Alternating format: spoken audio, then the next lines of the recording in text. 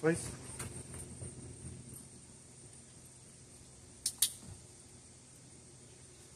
Sit.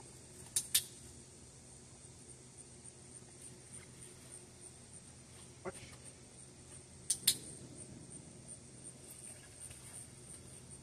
Down. Stay.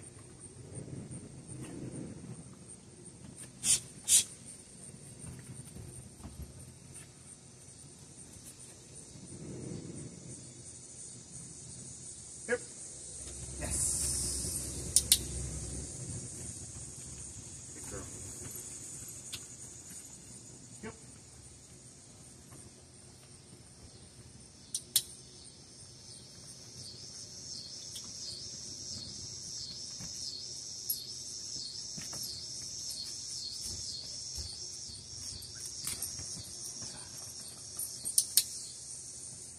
All right. Wanted to go over an important concept here this morning, and that is what I call an E.O.S. system. So E.O.S. system is a term that's commonly used in business. It's an entrepreneurial operating system. Essentially, it's a manual for how to systemize operations and processes. I adapted that conceptually slightly, but mostly just the acronym. I think that the familiarity with everybody is beneficial to remembering it, but you have a very, very active dog. You have a training dog. You have a dog that's done work, its entire lineage, and the whole point to her life is working. So in order to have a successful relationship,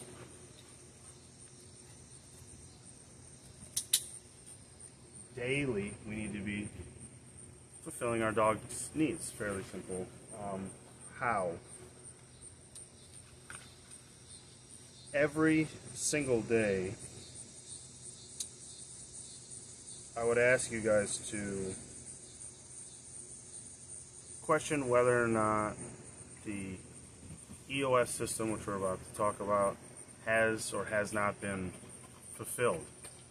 If it has not been fulfilled, you're going to find your dog with a lot more despondence and disobedience. If it has, you're going to have more response and obedience.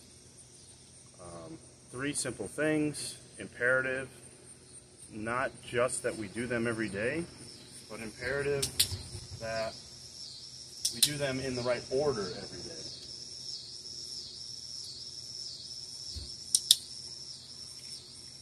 Those 3 things are exercise every single day, especially with the working breed. We need to fulfill a very, very tall order for exercise.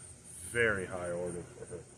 Lots and lots and lots and more after that. After we've fulfilled the exercise, we want to work on fulfilling the obedience. Again, working dog is going to have excess energy we need to burn off because we have domesticated a working dog. And then after that, they're going to want to work on their obedience, like we're doing here.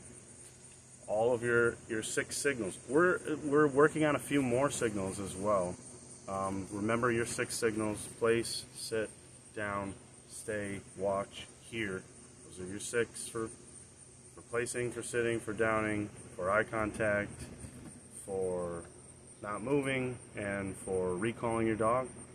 Please, please, please practice those. Can't stress that enough. A lot of people don't. And then we're starting way behind when you guys pick up the torch at the end of the camp. But we're also working on a couple others that you saw here. Working on a heel, which would be back and high like this. And we're working on just a fun one, just a spin, you know, just do a loop. The dog does a loop. We're still shaping it. Yep.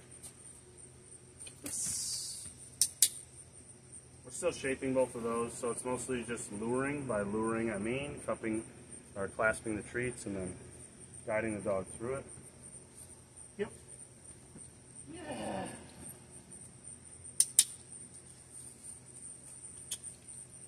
Spin. Oh.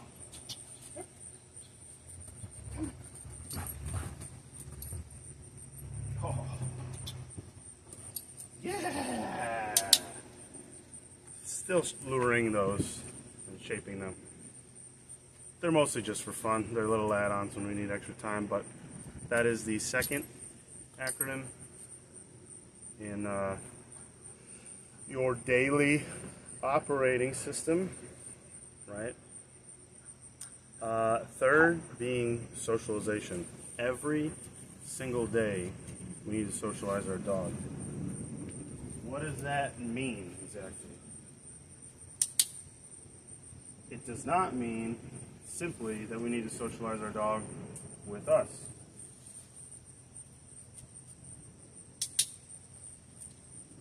That's a pretty low value socialization. We don't really, we bring a lot of excitement to our dog, but not a lot of social benefit to our dog. We're just daily riders. The dog sees and socializes with us every day. It does not put us into the category of high value. What would be high value socialization would be daycare for the dog, like a small, controlled, high rated daycare. Play dates with neighbors or friends, and walking your dog. A lot of people misconstrue walking for exercising. I disagree that it is solely for exercise purposes. Dog is on a leash, they're not running. It's maybe a little bit more of a mental exercise, but certainly your dog is not receiving, your dog specifically is not receiving a large amount of exercise while you walk them. So in order to exercise, you're going to have to get creative, you're going to have to do long line work, you're going to have to run your dog, you're going to have to fetch your dog, you're going to have to tug your dog, you're going to have to do a bunch of fun stuff like that. Everything is tied together a little bit. I will say they receive some exercise, as I said, on walks. It's mostly mental. They also receive a lot of exercise via socializing. But you need to do those in order, in that tier, in order for all the other things to receive the right amount of benefits from each other. So I would say a walk is socialization. We're specifically working on leash reactivity, right? That's like our top, okay? So what better way to work on leash reactivity than during our, social quota for the day? So I would say do not do your walks until you've done exercise and you've done obedience, and then we can do our walks. We need to set both the dog and us up for success on the walks, because she is reactive, she sees dogs, she wants to go crazy, she sees prey, got a high prey drive. It all makes sense for the breed, it's nothing crazy, but we need to make it as easy on us and the dog as possible. So we need to exercise first, and we need to practice our obedience and then do the walks. Now, that doesn't need to mean we prolong, our potty breaks and stuff like that. If the dog just needs a potty break, just take it out back on a long line, let it go to the bathroom if it's early in the morning and whatnot.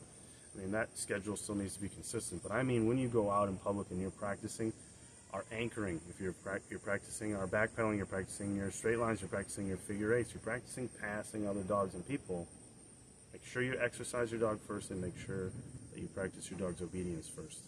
So that's going to shave off some of the excess energy with the exercise. With the obedience, that's going to increase your bond and your dog's focus on you, so that it can better respond to you when out in public and reaching, nearing its threshold by seeing other dogs. And then, take your dog out into the real world, socialize your dog. I would say that walking is a portion of socialization. Definitely, please, please, please get her into some social program. Not a dog park. She's not a dog park dog, but a good daycare that can temperament test her and know what they're doing. She would flourish there, and it would absolutely increase your success at walks. Get some play dates with friends, that's fine. And get successful wins in with walks. Such a good girl right now. Okay, so every day we're going to run that operating system.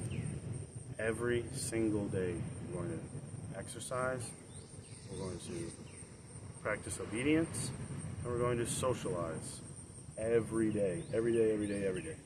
I would say in order, they are in order of importance, but in order of duration of how much of each she particularly needs, I would place exercise and socialization higher than I would obedience. Obedience is really fun, and she's great at it, and I can shape another 8 signals if I had another 8 weeks, but it's more for looks. It's not really, it's flashy. It's flashy and it's fun. It does help your bond, but it's not going to get to the root of any of your behavioral problems. So I would say you can spend the least time with obedience twice a day, 10 to 15 minutes. That's plenty of time.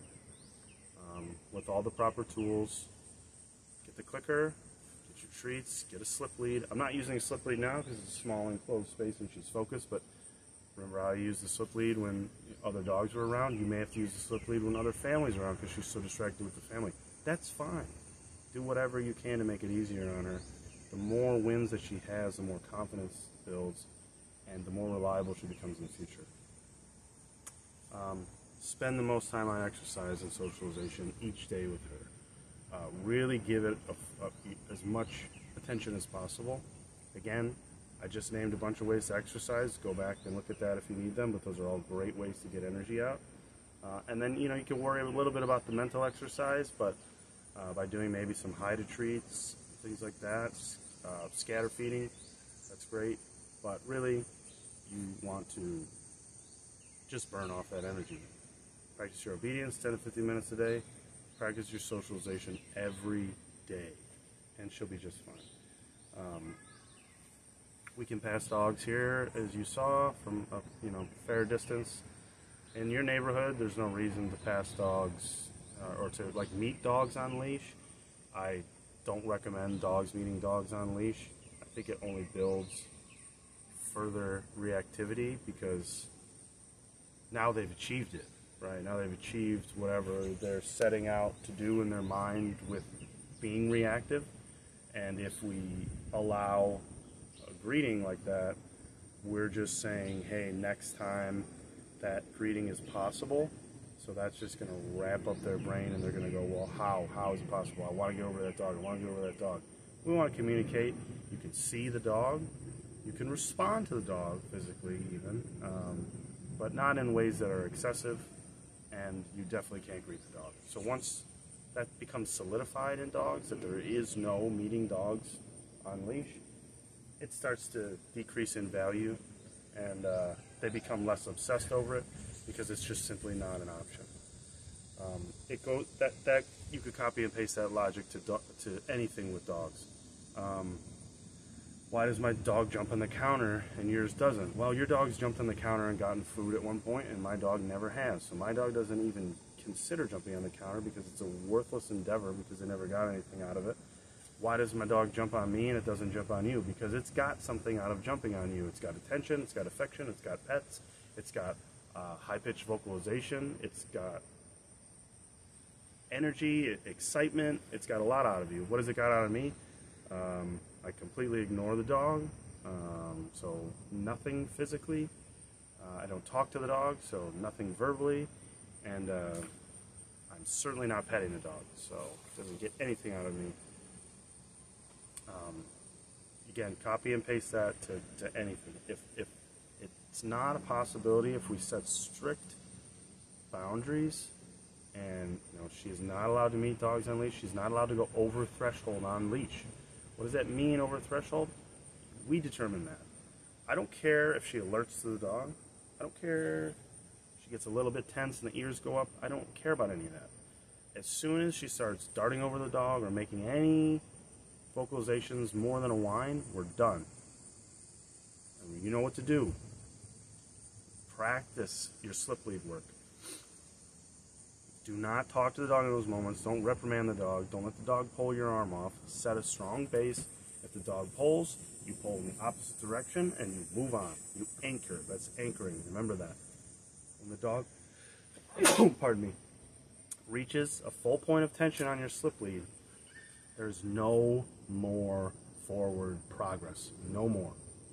As soon as that leash is tense, I don't care if there's a dog there or not. Frankly, I care more so if the dog isn't there, because then we're, like I said, it's more important to work around the problem than during the problem occurring, because the dog's crazy, scatterbrained during that moment. It's better to work when they're more focused on the things that will help build up to passing dogs successfully. But as soon as that leash is tense, no forward progress. Tense lead, anchor. Create slack, draw the dog back to you, continue forward.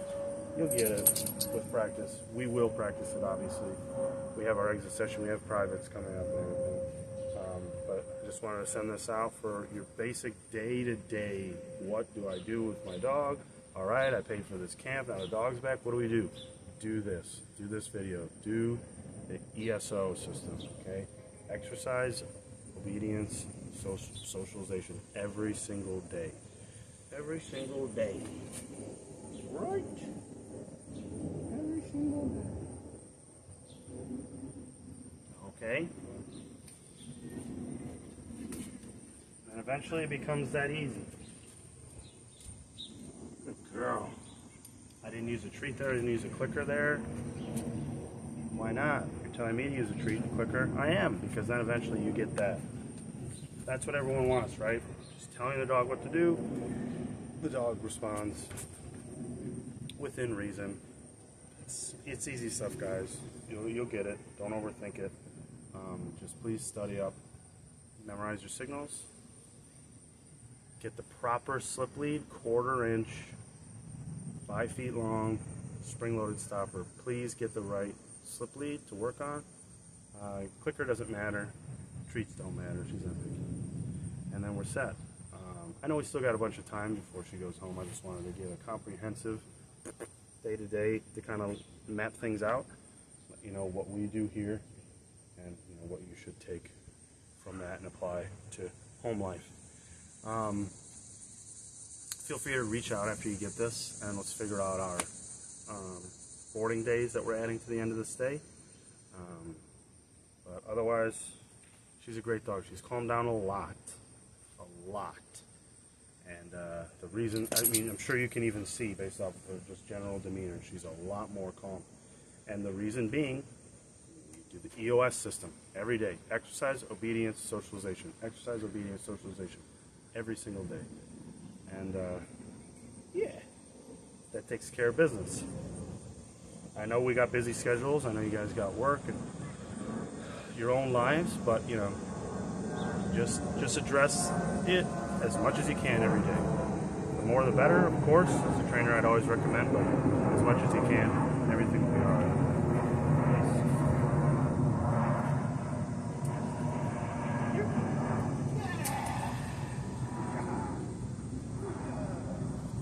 Good girl. Let me know if you have any questions, guys. Thank you very much. Have a good day. Goodbye.